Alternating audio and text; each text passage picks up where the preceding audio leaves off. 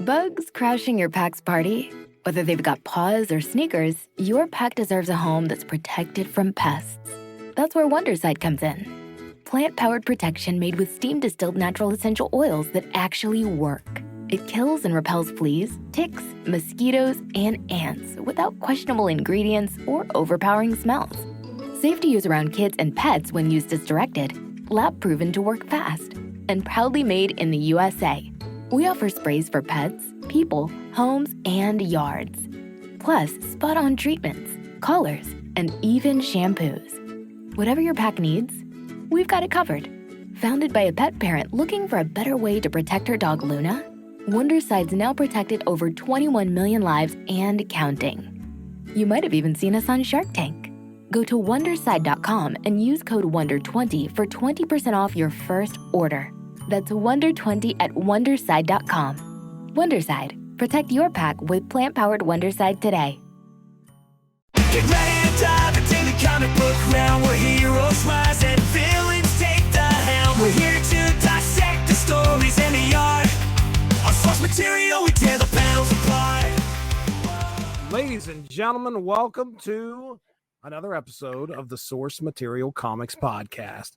That's right. We are live and in effect right now. We are going to be talking 3 books.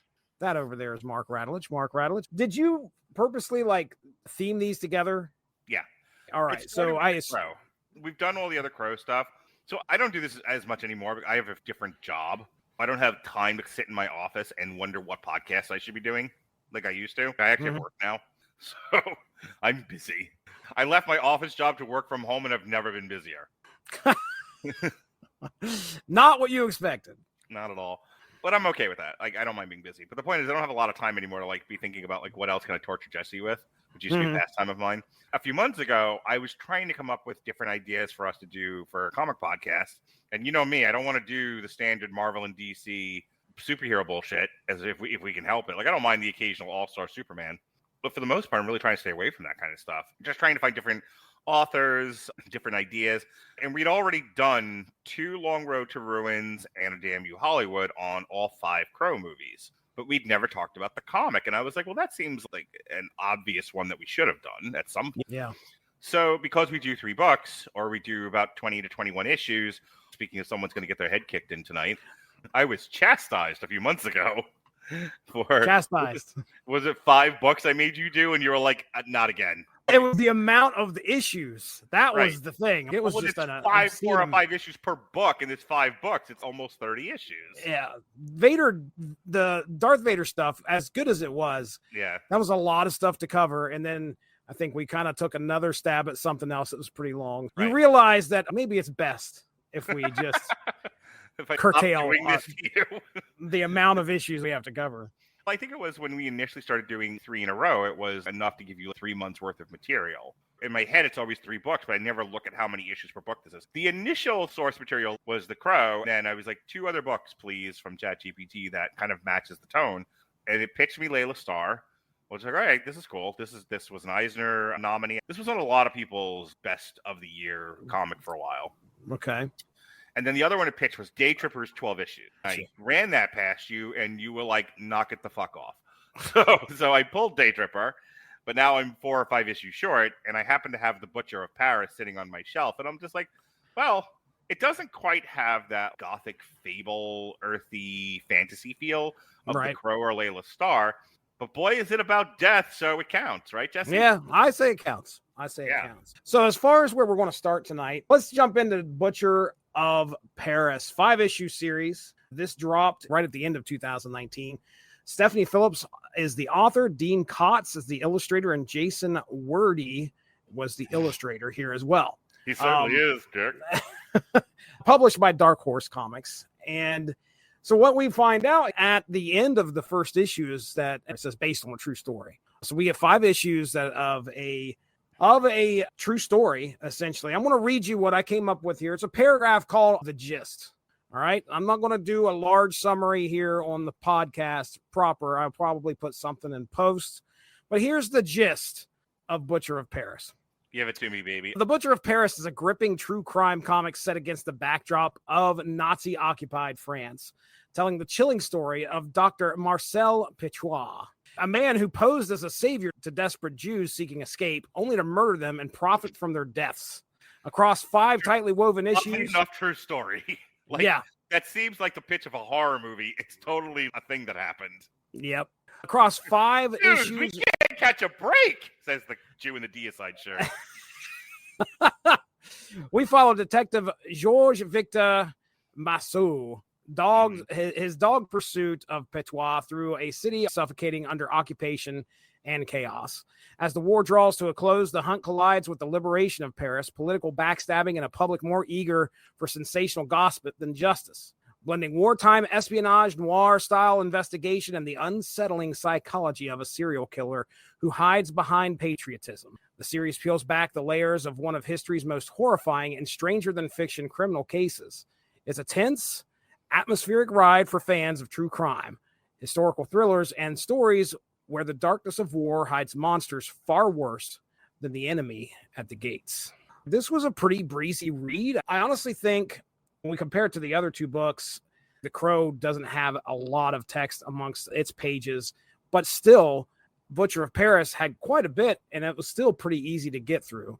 We find out at the end of the issue, it talks more about this actual event that happened. There's a 2-page afterword that Stephanie Phillips writes, and it's on the historical events and personal connections behind the series. Phillips explains how she first discovered Marcel Petiot's crimes, murders of an estimated 60 to 200 people, most of them Jews seeking escape from Nazi-occupied France, and became compelled to tell the story. She describes Petiot as posing as a resistance fighter to lure victims to his Paris townhouse, preying on the desperate during a time when over 13,000 French Jews were being sent to Auschwitz. Writing the series has been emotionally heavy, especially given her own family's World War II history and the continued presence of anti-Semitism today.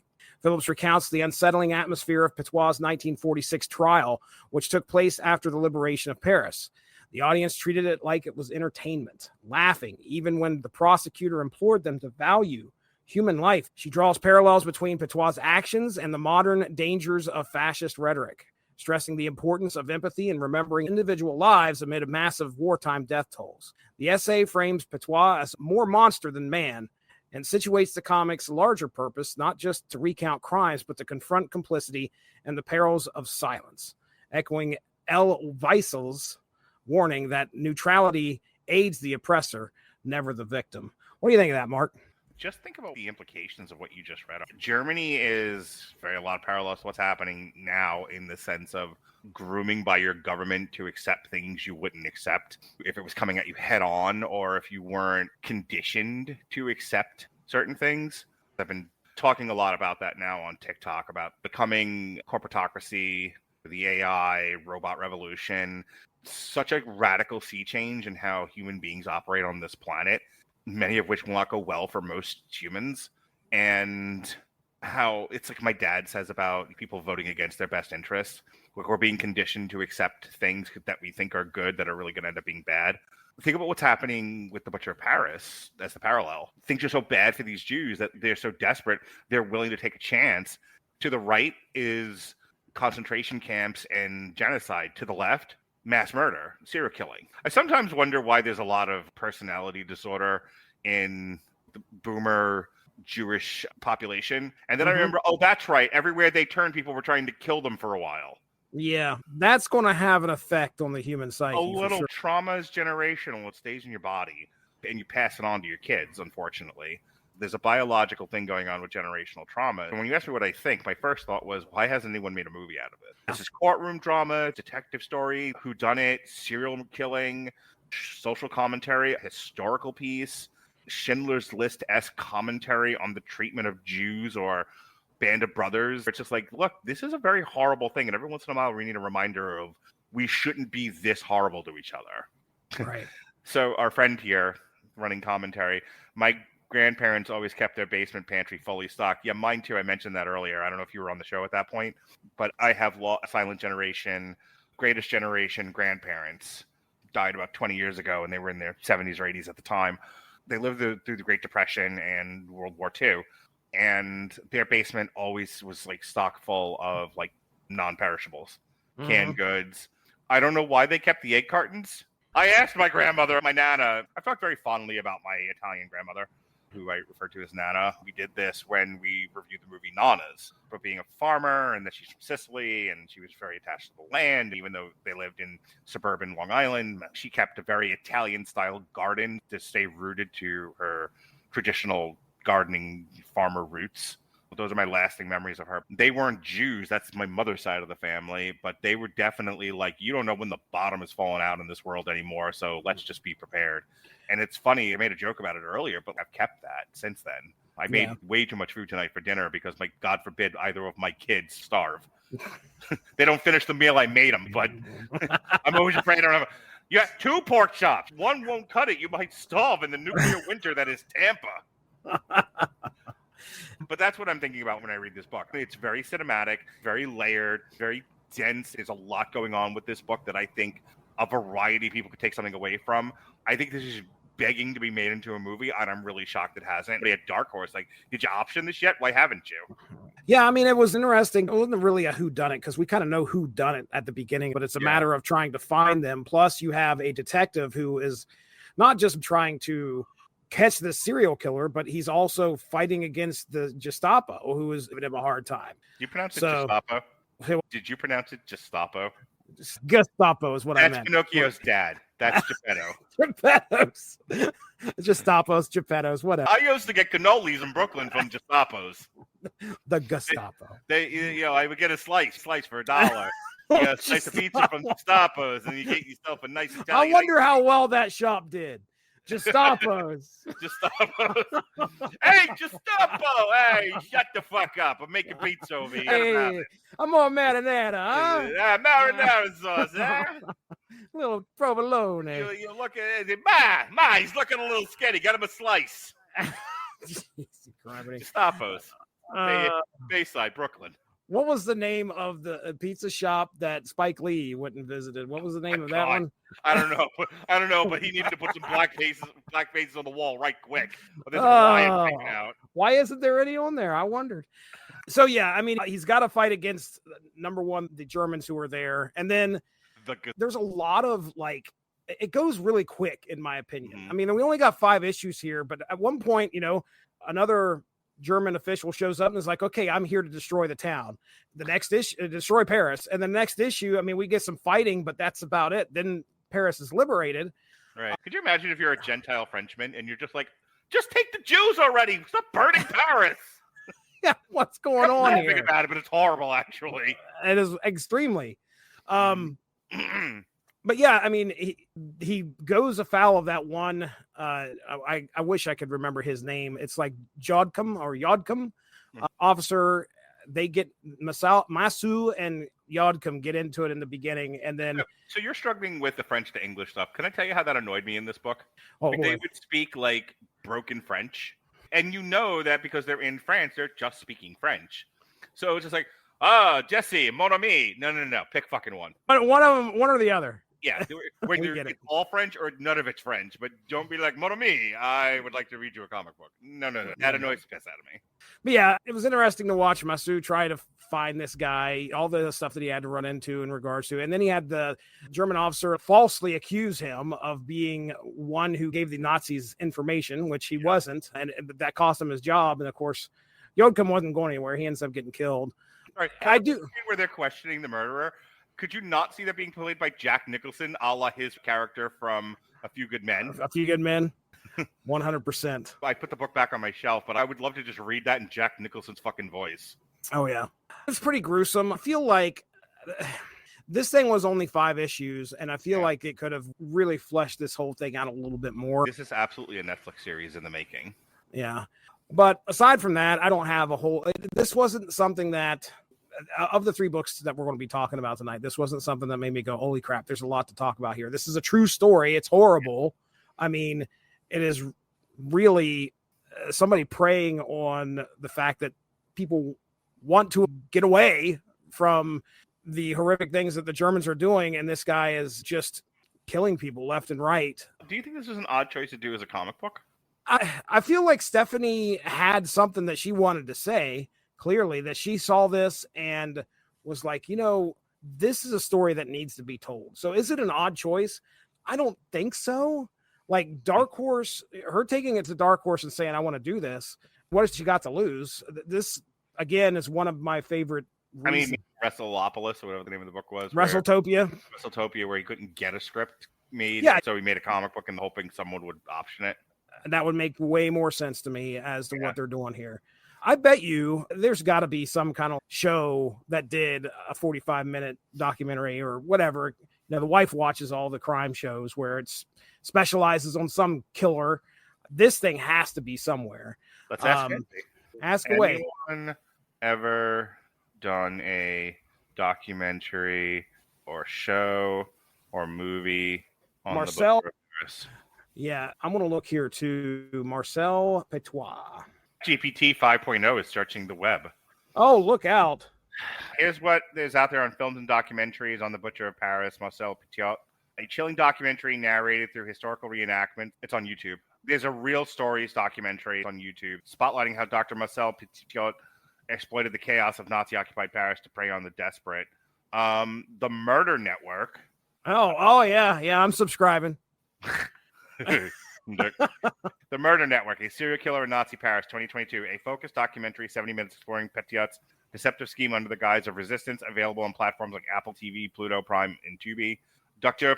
Petiot, a dramatized French feature film. Jesse! Really? There's a French film out there. We know how much I love my French films. You know, throw a little sexual assault in there, and I'm sold. Dr. Petiot, from 1990, a dramatized French feature film directed by Christian de Chalon, starring Michel Charot. It dramatizes his crime during World War II. I wonder if French people hear me try to do a French accent and are just like nails on a chalkboard. They have clicked the like button and they have subscribed. There's a podcast episode and a radio podcast feature. So there you go. Yeah. So what's the name of the movie, the French movie? Docteur, D-O-C-T-E-U-R, Petiot. Petiot. Okay. From 1990. All right. Does it have a year when it was created? 1990. I'm totally throwing that into a triple feature and making you talk about it. Oh, geez. Where the hell are we going to find that? 1990 French films. Oh, yeah. Jesse's like, I quit. Dr. Satan is an Apple podcast, apparently. The name of the podcast, I believe, is Killer Minds, and they did an episode called Dr. Satan, Marcel Petiot. So our friend here from the Netherlands, the art looks fine, but I think it could have gone a bit darker, a bit more noir. Yeah, I was thinking more of like an Ed Burns book than what we got here. This feels a lot like the art from The Boys. It's very clean. I will give you that for sure. Yeah. And it is not dark at all. I don't think it's reflective of the material. It wasn't something I was going to comment on necessarily. Eventually, you would have asked me what I thought of the art, and I would have said it's clean, it's pretty, it's bright, it's very comic booky. It doesn't match the tone of the book at all. Right. When they go down into the dungeon and they find the chains and stuff, it's not dark, it's not dingy, it's well lit. You know, it doesn't have that eerie, creepy feel like you think it should. But it's like they got a porn director to shoot the movie.